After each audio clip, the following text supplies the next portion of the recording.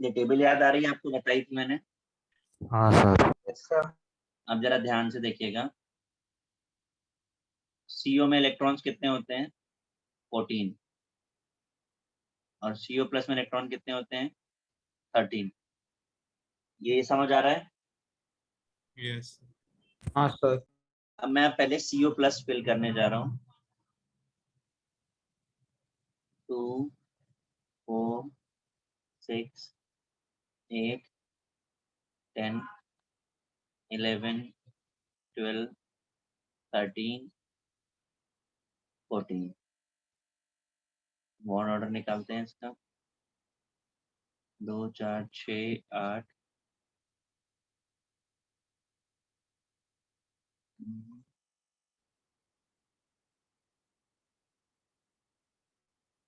कितने बॉन्डिंग में, कितने एंटी बॉन्डिंग में दिख रहे हैं आपको? 10 - 4 है। हाँ सर। 3 आ गया, करेक्ट है।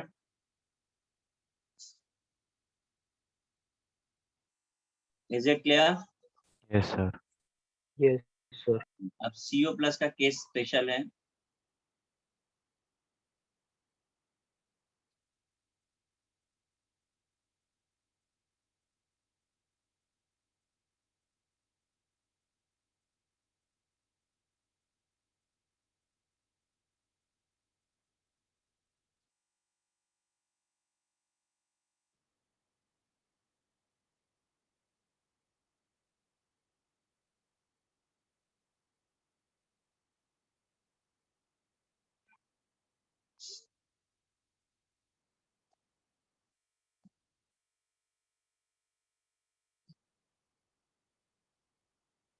देखिए जरा, मैंने क्या लिखा है, मैं पढ़ देता हूँ। मैंने लिखा है removal of 1 electron from anti bonding orbital instead of last. मतलब ये है कि जब CO से CO प्लस बना तो एक इलेक्ट्रॉन कम हो रहा है यस कि सर। नहीं? तो हम उसे कहाँ से निकालेंगे? उसे हम निकालेंगे एंटी बॉन्डिंग से। अब देखो जरा, ये हो गया। चेक करिए 13 इलेक्ट्रॉन हो रहे हैं कि नहीं हो रहे हैं?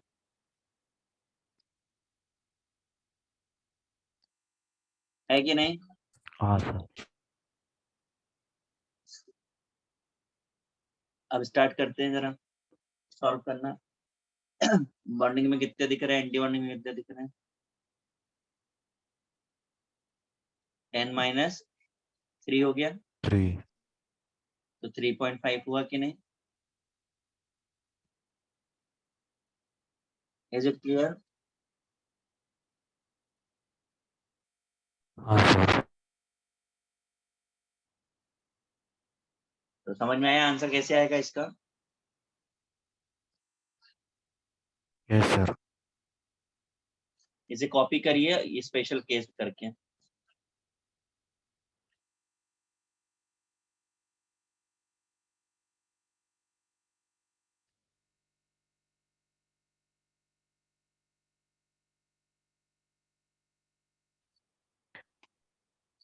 सर। हाँ सर हमने ये बॉन्ड पैरामीटर्स और फॉजान रूल नहीं पढ़ा है ना? हाँ, अभी अभी आगे आएगा, उसके बाद आएगा। क्योंकि सर अभी तो वो बहुत easy वी है। VACPR और वो मॉलिक्यूलर ऑर्बिटल थ्योरी के बीच में था नहीं नहीं, पढ़ने में। सीक्वेंस हो सकता है, सीक्वेंस आगे पीछे हो सकता है, बट अभी बाकी है। डाइपोल मोमेंट हुआ है कि नहीं हुआ आपका? नहीं हुआ सर। नहीं तो हुआ। ठीक है, ये आपको समझ आ गया?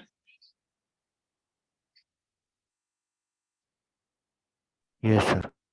अब देखिए जरा, आपको जो भी क्वेश्चंस मैंने कराए थे अभी तक, उनका शॉर्टकट क्या है?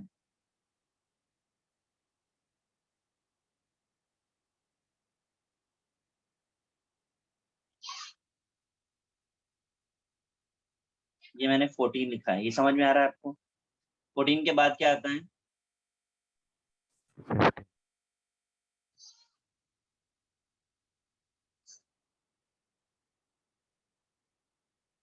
देखिए अभी जिस तरीके से हमने 14 के राइट में लिखा है, ऐसे ही 14 के लेफ्ट में लिखना है। 13 12 11 10 9 8। Is it clear? Sir. Yes sir. मैंने 14 को सेंटर लेकर के लेफ्ट और राइट चला है। इसके बाद अब आपको 0.5 के डिफरेंस में नंबर लिखना है, मतलब right 3 below 14 and move left and right by the difference of 0.5। ये देखिए, और 0.5 का डिफरेंस, और डिफरेंस,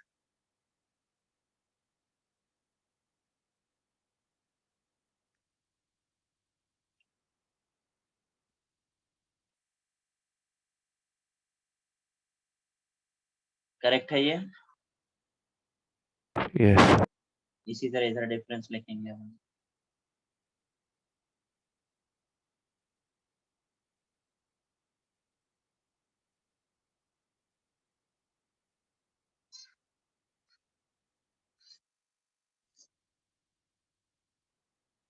ये हो गया।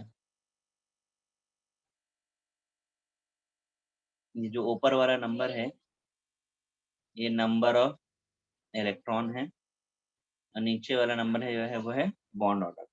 मतलब क्या है इस बात का, देखिए मैं आपको समझा दूं।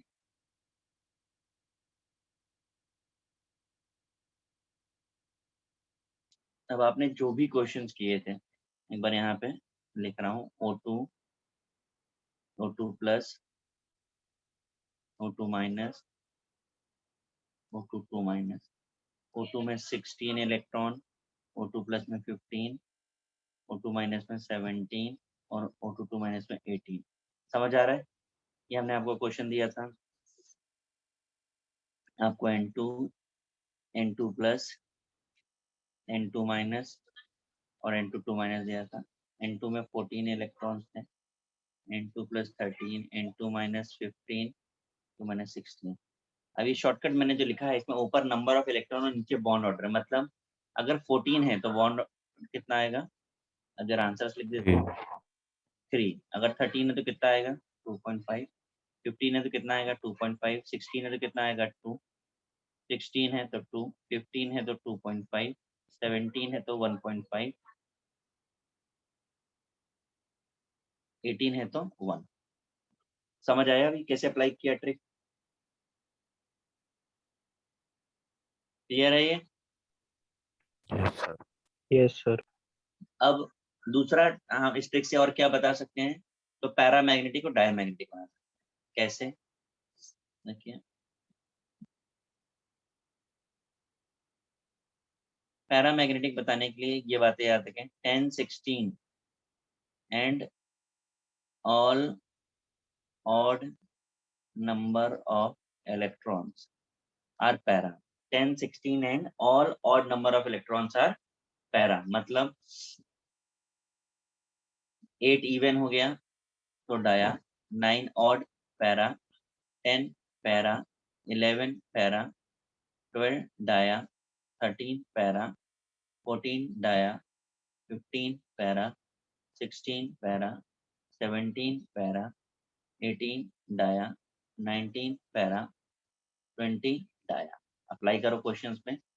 14 है तो डाया, 13 है तो पैरा, 15 है तो पैरा, 16 है तो पैरा, 16 है तो पैरा, 15 है तो पैरा, 17 है तो पैरा, 18 है तो डाया। समझ आया? हाँ sir. तो अब अगर आप ये करते हैं तो आपको बार बार टेबल बनाने की जरूरत नहीं पड़ेगी। समझ आ गया? हाँ sir. तो ये समरी थी शॉर्टकट का। बस याद ये रखिएगा कि ये शॉर्टकट जो है 8 से लेके 20 तक है। 20 से ज्यादा इलेक्ट्रॉन के लिए टेबल भी एप्लीकेबल नहीं है। यानी अगर आपसे ये पूछा जाए कि एमओटी का ड्रॉबैक क्या है, तो 20 से ज्यादा के लिए वैलिड नहीं है। समझ आ रहा है? कॉपी कर लीजिए इसे फटाफट से, मैं आगे चलूं।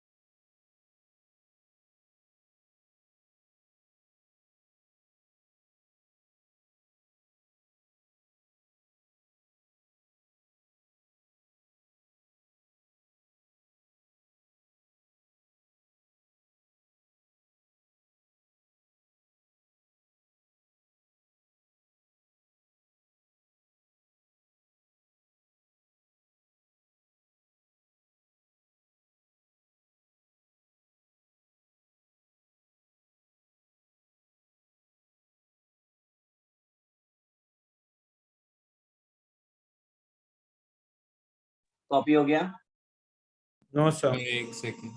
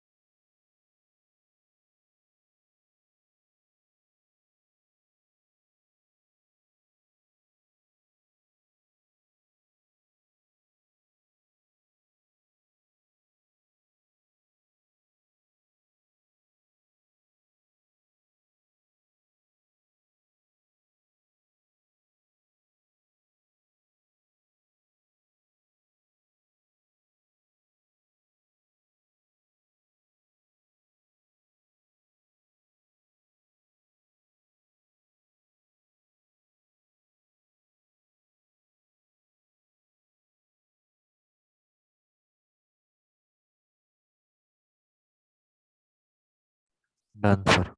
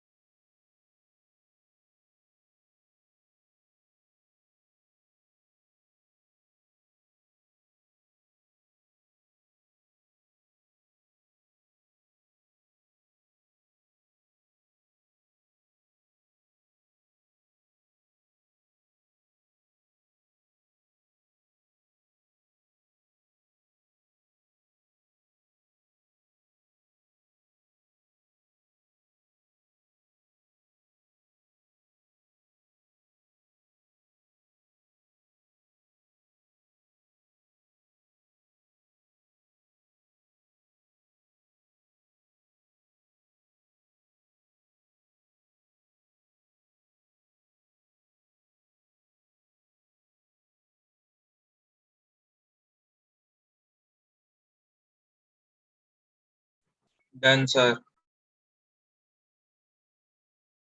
किसी का रह गया है? क्यों भाई, सबका हो गया? हाँ सर. ठीक है, Yes, sir. एक मिनट दीजिए. इसका ड्रॉबैक क्या है, समझ में आया आपको? Yes, क्या ड्रॉबैक है? sir. It is not applicable for electrons more than 20. Not applicable for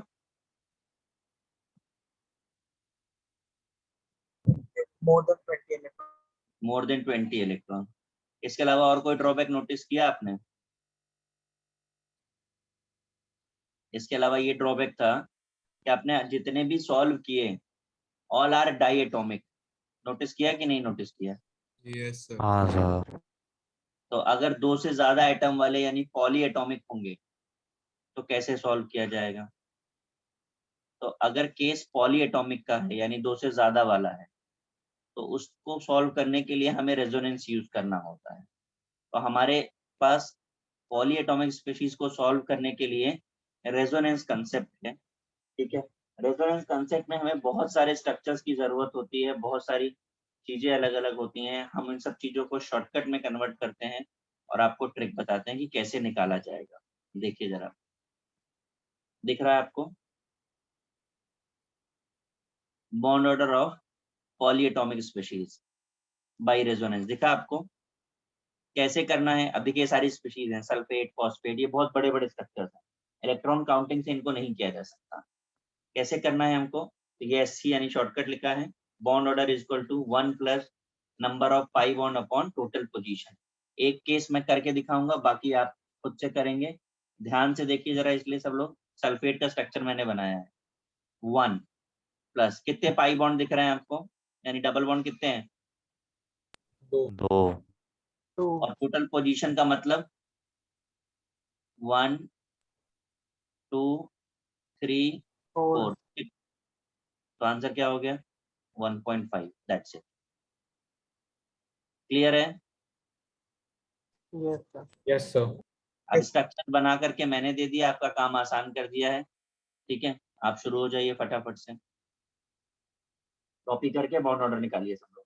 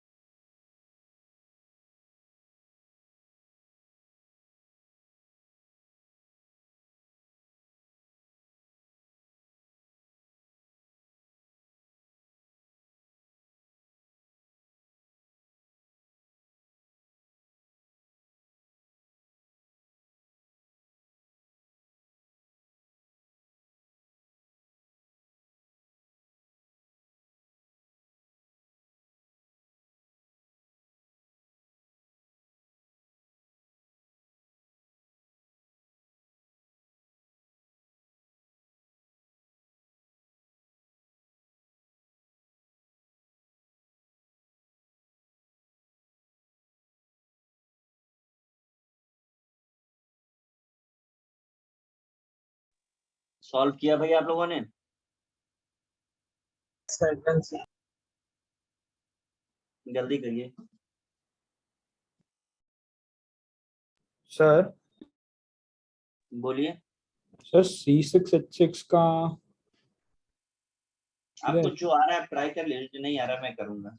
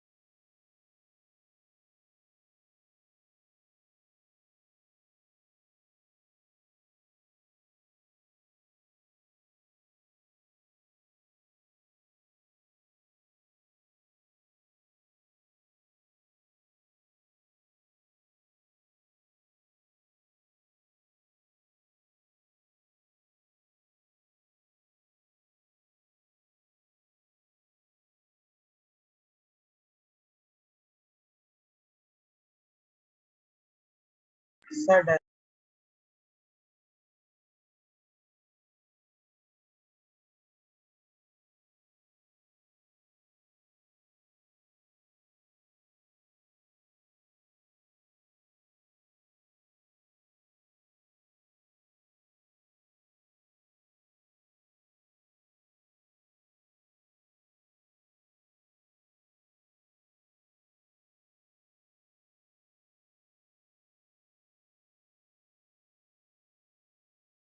हो गया सबका? Yes.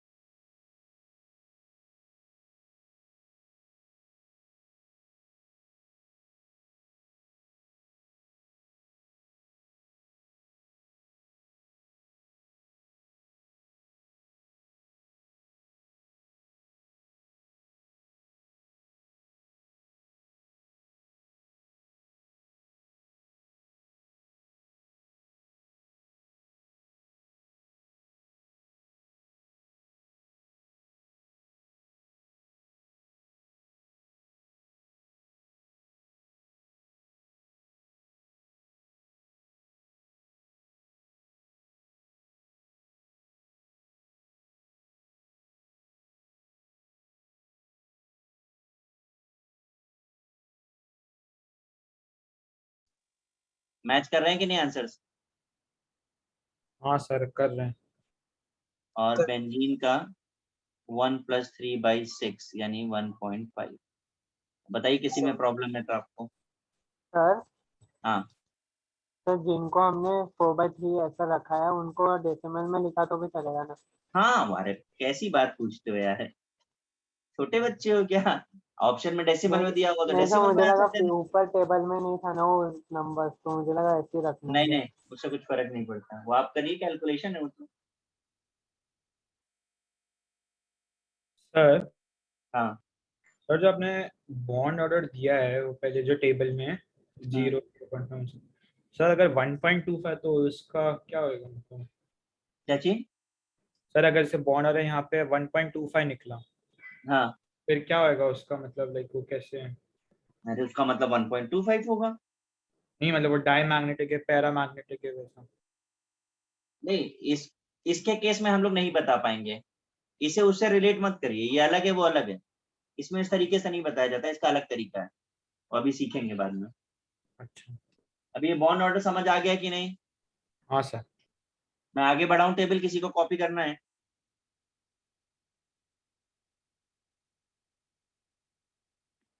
कोई कॉपी कर रहा है क्या?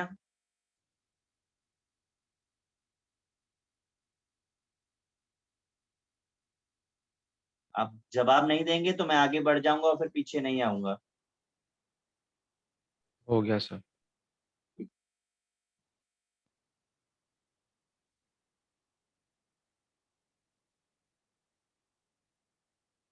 देखिए, नेक्स्ट आपका सब टॉपिक है dipole moment. It explain about the polarity of molecule. किसी भी मॉलिक्यूल की पोलैरिटी बताता है। कैसे बताता है? तो पहले तो ये देख लीजिए, ये एक फिजिक्स का टर्म है डाइपोल मोमेंट, जिसका मीनिंग होता है दो pole equal and opposite at a fixed distance d। तो product of q into d is called dipole moment. q की यूनिट होती है ESU और डिस्टेंस की यूनिट है सेंटीमीटर। तो ESU सेंटीमीटर, ये डिवाइस की यूनिट है। ये वेक्टर क्वांटिटी है, तो हमारा सारा काम इसी से होने वाला है। अगर किसी का डाइपोल मोमेंट 0 है तो वो नॉन पोलर होगा, और अगर नॉन जीरो है तो वो पोलर होगा। इतना ही हमें करना होगा। नीचे मैंने एप्लीकेशन में फर्स्ट पॉइंट लिखा है, identify the polar and non polar species. इनमें से सब पोलर और नॉन पोलर कौन कौन सी हैं, ये आपको बताना है। कैसे करेंगे तो मैं आपको कुछ स्टेप्स बता दूं, पहले ध्यान से देख लीजिए। सबसे पहले तो वेक्टर कैसे ड्रॉ किया जाता है। तो वेक्टर ड्रॉ करने के लिए दो बातें हमें याद रखनी है। हर बार टूवर्ड्स इलेक्ट्रोनेगेटिव होगा and away from electro positive होगा। टूवर्ड्स इलेक्ट्रोनेगेटिव होगा and away from electro positive होता है vector. Point number 1। Point number 2 की सॉल्व कैसे करना है। तो सॉल्विंग के लिए हमको कुछ चीजें फॉलो करनी होंगी, जैसे फर्स्ट हाइब्रिडाइजेशन निकालिए, सेकंड स्ट्रक्चर ड्रॉ करिए, थर्ड वेक्टर बनाइए, और फोर्थ उसका रिजल्टेंट बताइए। रिजल्टेंट से आपको उसका पोलैरिटी के बारे में पता चलेगा। एक क्वेश्चन मैं कर रहा हूँ, फिर आप करेंगे। ये BeCl2 मैंने लिखा। सबसे पहले मैंने बोला है हाइब्रिडाइजेशन निकालिए। अब शॉर्टकट से हाइब्रिडाइजेशन निकालिए, Sp आएगा। स्ट्रक्चर कैसा होगा? लीनियर होगा।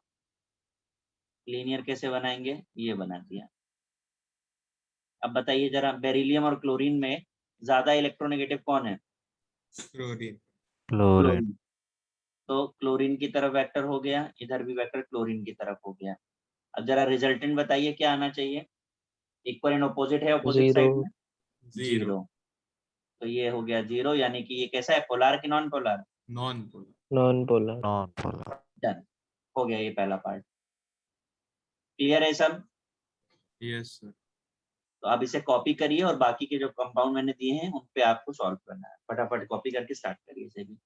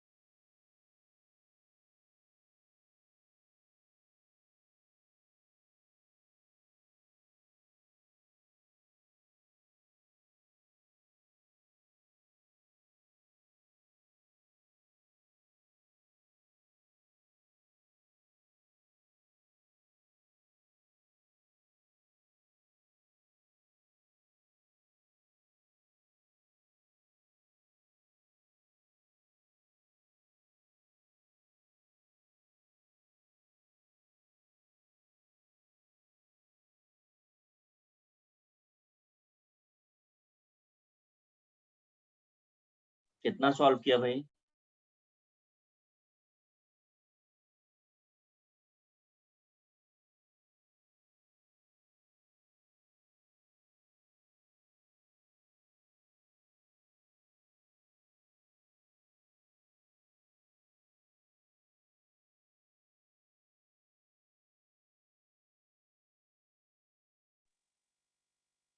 क्यों भाई, कितना सॉल्व कर लिया? आ रहा है कि नहीं आ रहा आप लोगों को?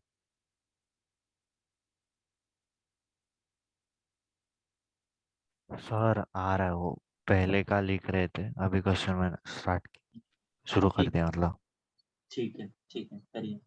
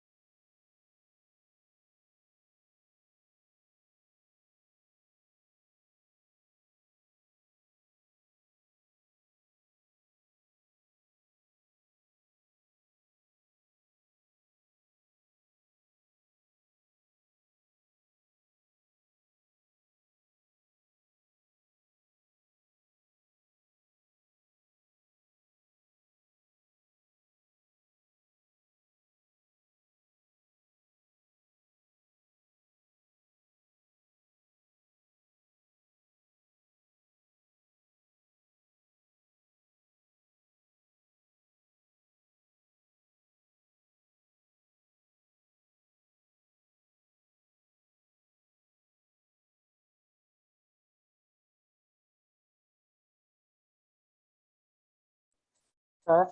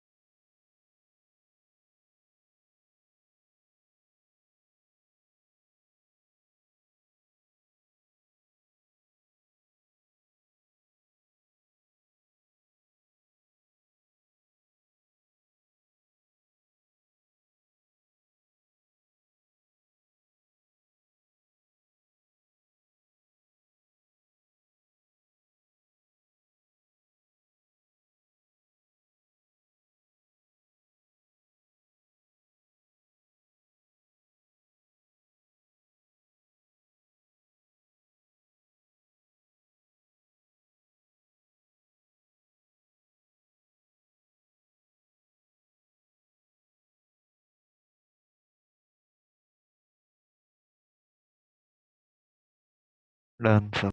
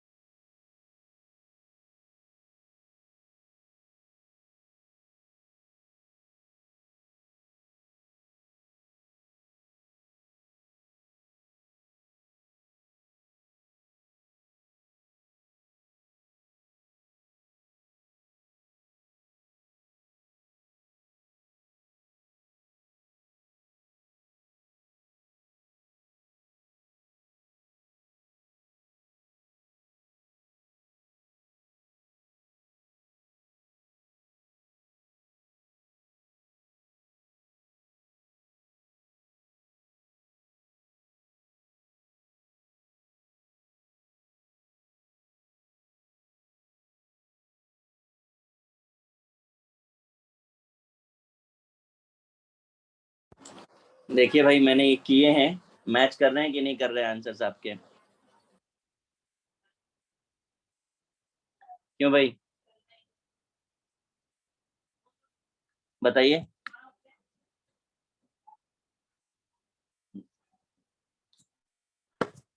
देखो अगर आप जवाब नहीं दोगे तो मैं मान लूंगा कि हो गया और मैं आगे पढ़ जाऊंगा।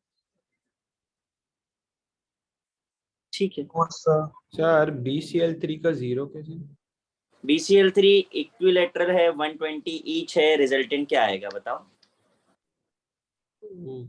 ठीक है सर। हम्म सर हम्म सर CH3Cl में हाइड्रोजन कहाँ पॉइंट करेंगे? आप देखिए ज्यादा इलेक्ट्रॉन, देखिए यहाँ तो बड़ा सिंपल एक फंडा है। Cl का वेक्टर ये, हाइड्रोजन का वेक्टर ये। अब आप बताओ क्या Cl के कंपैरिजन में हाइड्रोजन का रिजल्टेंट आ सकता है क्या? हो नहीं सकता। Cl इतना इलेक्ट्रोनेगेटिव है, हाइड्रोजन थोड़ी ना उतना इलेक्ट्रोनेगेटिव होगा कि कैंसिल हो जाए, इसलिए नॉन जीरो है। जबकि चारों Cl है तो देखो कैंसिल होता है, चारों हाइड्रोजन है तो कैंसिल होता है, लेकिन डिफरेंट एटम है तो कैंसिल कैसे कर सकते हो आप? यस सर, समझ गया। मैं आगे बढ़ रहा हूँ, किसी को कॉपी करना है क्या? हाँ सर So, एक बाद में करिए फटाफट कॉपी करिए।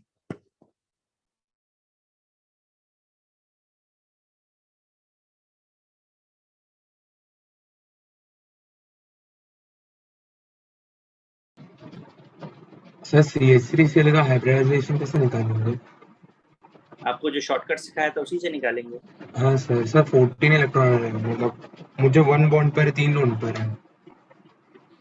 मतलब 7 4 11 7 3 10 14 8 6 1 + 3 आ रहा है, sp3 तो आ रहा है, हाँ सर। क्या प्रॉब्लम है?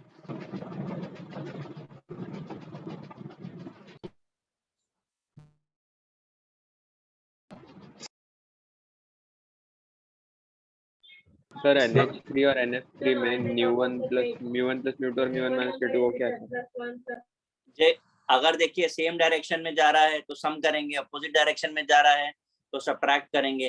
बट एक बात पक्की है कि अपोजिट डायरेक्शन में जाने के बाद भी कैंसिल तो नहीं हो सकता, क्योंकि दो डिफरेंट एटम्स हैं, तो जीरो किसी का भी नहीं आ रहा है,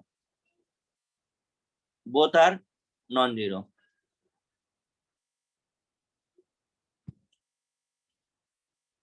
बट सर NF3 में ऊपर कौन सा जा रहा है सर? लोन पेयर के लिए है, टुवर्ड्स लोन पेयर जो दिखा रहे हैं वो μ1 है, वो अपवर्ड है। Okay sir. कॉपी हो जाए तो बताइए।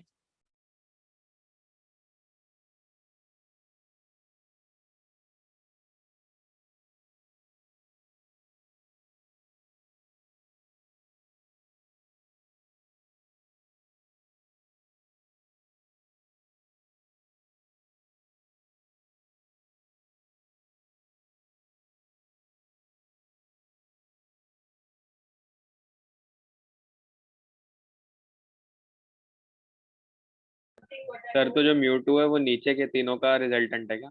हाँ, ओके सर।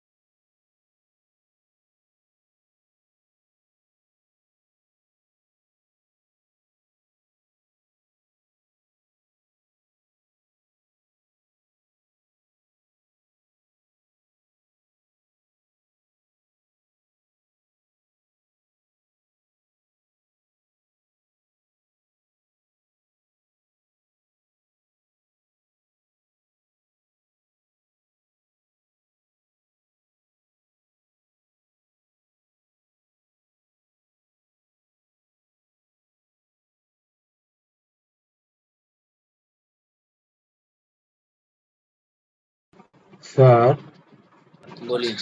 सर CH3Cl में वो H C की तरफ पॉइंट होगा ना, क्या चीज? कार्बन ज्यादा इलेक्ट्रोनेगेटिव है ना हाइड्रोजन से, तो उसका डायपोल मोमेंट C की तरफ पॉइंट होगा ना। भाई कैसे चेक कर रहे हैं मुझे बताओ जरा। कार्बन और क्लोरीन में ज्यादा इलेक्ट्रोनेगेटिव कौन है? हाँ क्लोरीन है, वो ऊपर है। हम्म, और कार्बन और हाइड्रोजन की तरफ वो, हाइड्रोजन और कार्बन की तरफ पॉइंट होगा ना। ठीक है, ठीक है।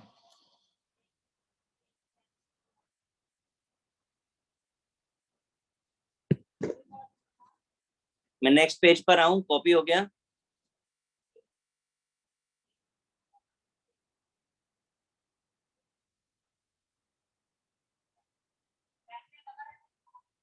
देखिए second part, compare the dipole moment. B में HF HCl HBr HI को कंपेयर करना है, सॉरी ए में। बी में CH3Cl CH2Cl2 CCl3 CCl4 compare करना है।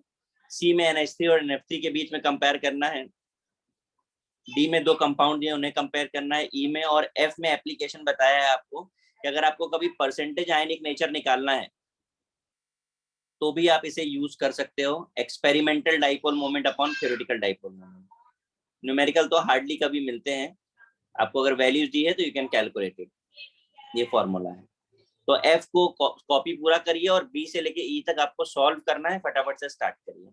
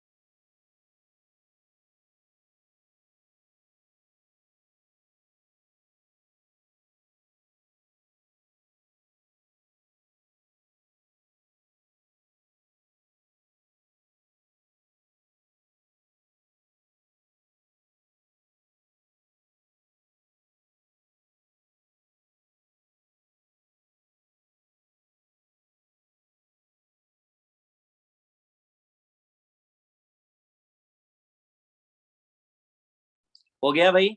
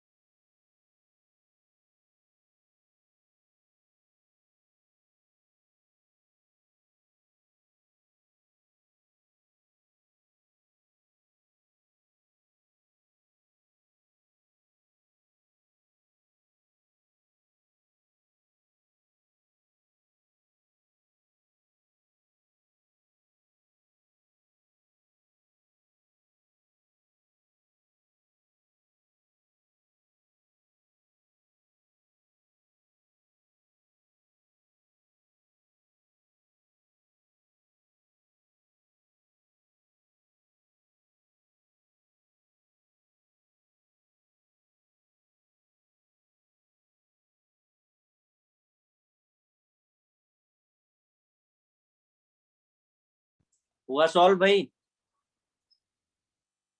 यस चलो देखो जरा, सर, बट जी और एच में क्या करना था वो नहीं समझ। जी और एच में आपको बताना था कौन सा पोलर है और कौन सा नॉन पोलर है। Okay sir. देखिए, सबसे पहले अगर अलग अलग इलेक्ट्रोनेगेटिविटी के एटम्स हैं तो dipole moment is directly proportional to electronegativity है, यानी एच एफ सबसे ज्यादा, फिर ये। बट अगर एक ही एटम है और उनका नंबर चेंज हो रहा है, जैसे सीएल का नंबर 1 है, फिर 2 है, फिर 3 है, फिर 4 है, तो dipole moment is inversely proportional to number of electronegative atoms. जितने ज्यादा एटम्स होंगे उतना कम होगा इलेक्ट्रोनेगेटिविटी। ये हो गया ऑर्डर। इसके बाद सी बाद में कर रहे हैं, डी पहले किया है। डी के लिए जरा इंफॉर्मेशन जरा देख लीजिए नॉमेनक्लेचर। अगर सेम ग्रुप सेम साइड है तो सिस बोलते हैं, और अपोजिट साइड है तो ट्रांस बोलते हैं। अब बताएंगे पहला वाला स्ट्रक्चर सिस है कि ट्रांस है? सिस सिस। सर, और दूसरा वाला? ट्रांस अब बताएं सिस और ट्रांस में किसका डाइपोल मोमेंट ज्यादा और किसका कम होगा? सिस का इसका ज्यादा। ज्यादा। तो हो गया ये आपका आंसर। दूसरा वाला बेंजीन रिंग में स्ट्रक्चर्स है, इसके लिए जरा समझ लीजिए। अगर दो ग्रुप 60 डिग्री पर हैं तो उसे हम ऑर्थो बोलते हैं, ओ से रिप्रेजेंट करते हैं। 120 पर हैं तो मेटा बोलते हैं, एम से रिप्रेजेंट करते हैं। और 180 पे पैरा बोलते हैं। तो आपको पहले तो ऑर्थो, मेटा, पैरा समझ में आ रहा है तीनों?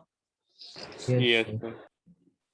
अब इनका रिजल्टेंट चेक करना है हमको, ठीक है। अब रिजल्टेंट कैसे चेक करें? तो आपने एक फॉर्मूला पढ़ा होगा रिजल्टेंट के लिए, याद आ रहा है कुछ ऐसा?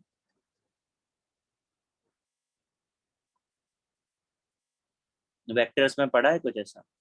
Yes yes yes sir. तो μ1 और μ2 तो सेम है, तो किस पे डिपेंड करेगा? cos थीटा पे डिपेंड करेगा।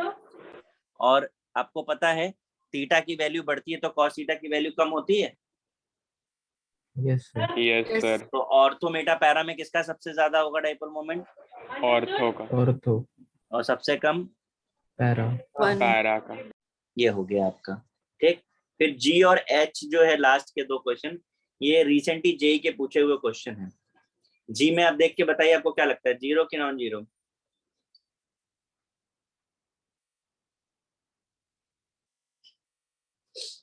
बोलिए।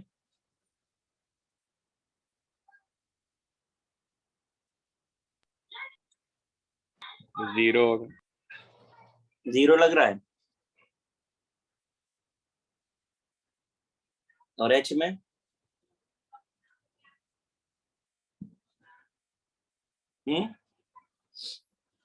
आप गलत है बिल्कुल, क्योंकि लिखा ऐसे जाता है पर अगर आप इसका स्ट्रक्चर ड्रॉ करेंगे ना तो ये ऐसा नहीं होता है। मैं आपको अब स्ट्रक्चर ड्रॉ करके दिखा देता हूँ इसका।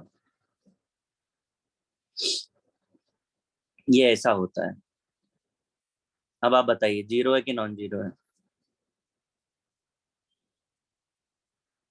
बोलिए। Non zero. नॉन जीरो हो गया। इसी तरह से ये जो नाइट्रो वाला मैंने बनाया है, इसको भी आपको जीरो लग रहा है कि नॉन जीरो लग रहा है? क्यों भाई? ये ऐसा होता है।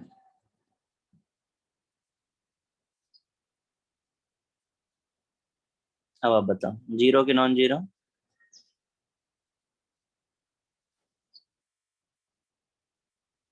क्लियर है भाई?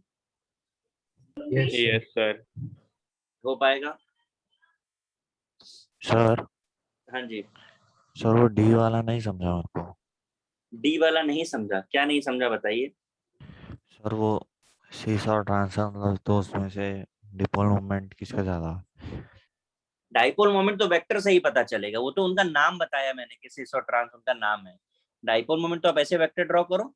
हाँ तो मतलब उससे होगा ना फिर। हाँ, विदाउट वेक्टर थोड़ी ना सॉल्व होगा वो। ये है वेक्टर। अब वेक्टर देख के बताओ किसका ज्यादा किसका कम है। हाँ सर।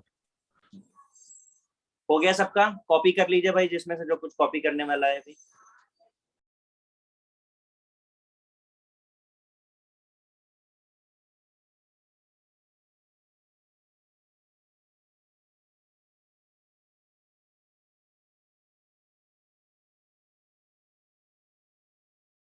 सर NH3 का NF3 से ज्यादा होगा ना?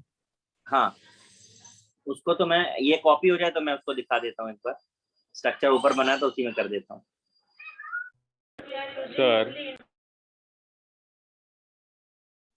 बोलिए। सर CH2Cl2 में क्लोरीन अगर साइड बाय साइड होंगे तो अलग होगा ना? हमारे हिसाब से अरेंजमेंट नहीं होता है, टेट्राहेड्रल होता है। साइड बाय साइड भी तुम बनाओगे तो भी वही रहेगा। ठीक है सर। आप कंपेयर कर रहे हो।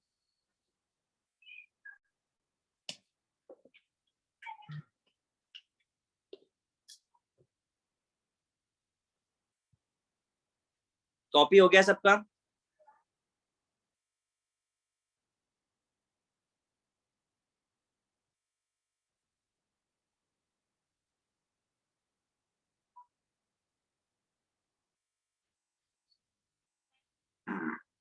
मैं चेंज कर रहा हूँ, ठीक है।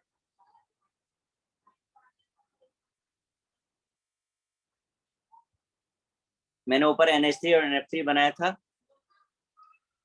तो मैं आपको यहीं पे दिखा दे रहा हूँ कि देखो यहाँ पे एडिशन हो रहा है और यहाँ सब्ट्रैक्शन हो रहा है, तो ज्यादा किसका होगा? समझ आया? NH3 का। क्लियर है? Yes sir. कुछ कॉपी करना है किसी को? चलो।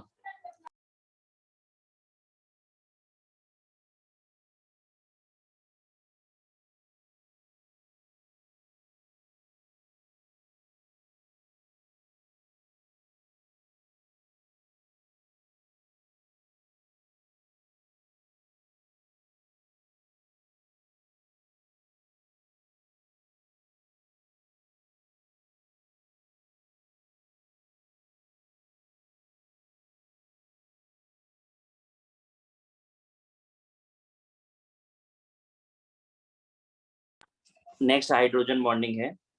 मैंने क्या लिखा है मैं रीड कर देता हूँ, आप कॉपी कर लें। It's not a true bonding, पहला पॉइंट है। ये एक वीक अट्रैक्शन फोर्स है जो हाइड्रोजन और इलेक्ट्रोनेगेटिव एटम के बीच में होता है। कौन से इलेक्ट्रोनेगेटिव एटम बनाते हैं? तो केवल 3 ही है, फ्लोरीन, ऑक्सीजन एंड नाइट्रोजन। ये केवल 3 एलिमेंट हैं जिनके वजह से हाइड्रोजन बॉन्ड होता है। रिप्रेजेंट करते हैं 3 डॉटेड लाइन से। क्यों पढ़ रहे हैं हम? क्योंकि ये फिजिकल प्रॉपर्टीज को डिस्टर्ब कर देता है, जैसे सेलिबिलिटी है, बॉइलिंग पॉइंट है, और भी बहुत सारी प्रॉपर्टीज हैं, हम देखेंगे आगे। कंडीशन क्या होती है हाइड्रोजन बॉन्डिंग के लिए? तो हाइड्रोजन जो है कंपलसरी फ्लोरीन, ऑक्सीजन और नाइट्रोजन के साथ जुड़ा होना चाहिए। जैसे आप देखिए पहले वाले में फ्लोरीन से जुड़ा है, नाइट्रोजन से जुड़ा है, ऑक्सीजन से जुड़ा है, इस तरीके से। स्ट्रेंथ कैसे कंपेयर करेंगे? तो डायरेक्टली प्रोपोर्शनल टू इलेक्ट्रोनेगेटिविटी है। फ्लोरीन सबसे स्ट्रॉन्ग बनाएगा और नाइट्रोजन सबसे वीक बनाएगा। कितने टाइप्स के हैं? तो 2 हैं, इंटरमोलिकुलर एंड इंट्रामोलिकुलर। कर लीजिए कॉपी पहले, फिर एक्सप्लेन करते हैं।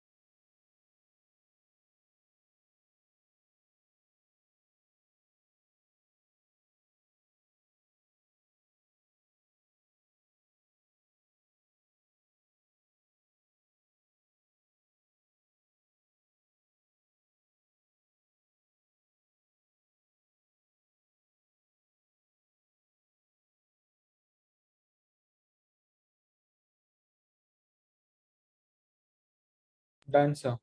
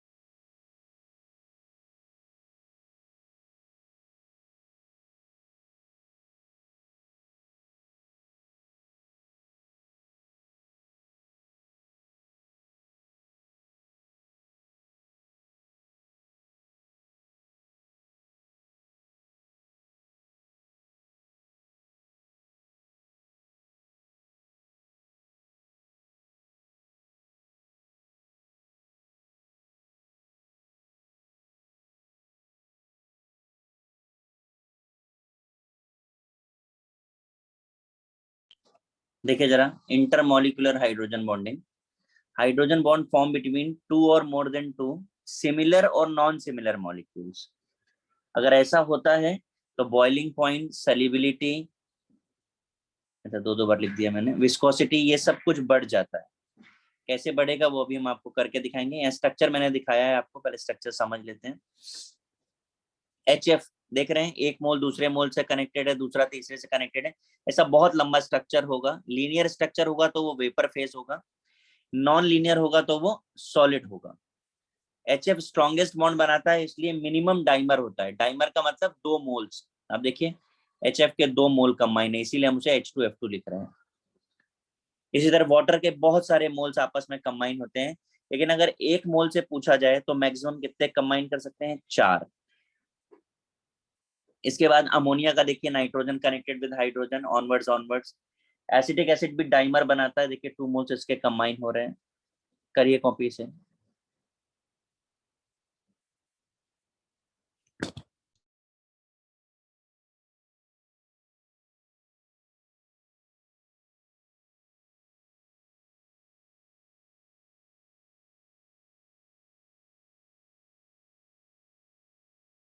सर हाँ जी, सर H2O में 4 मोल से कैसे कनेक्टेड?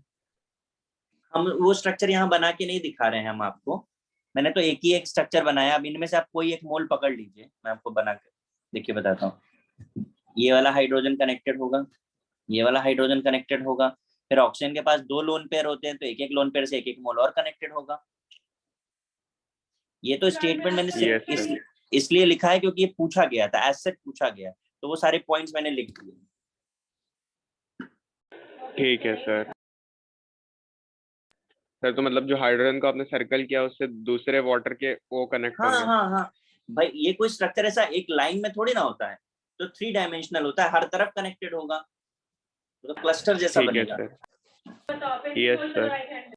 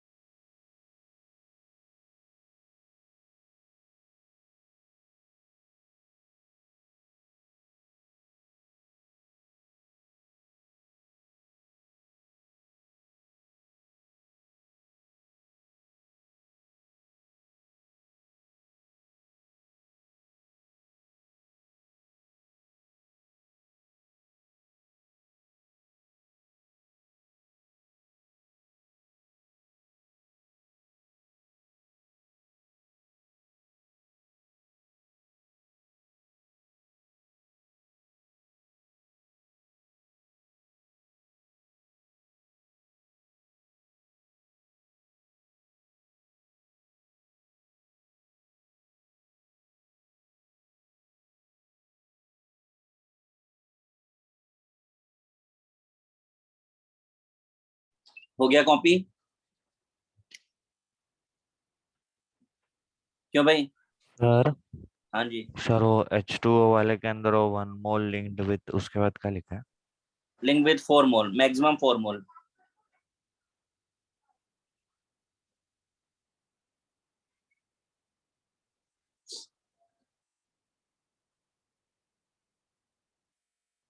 कॉपी हो गया पूरा?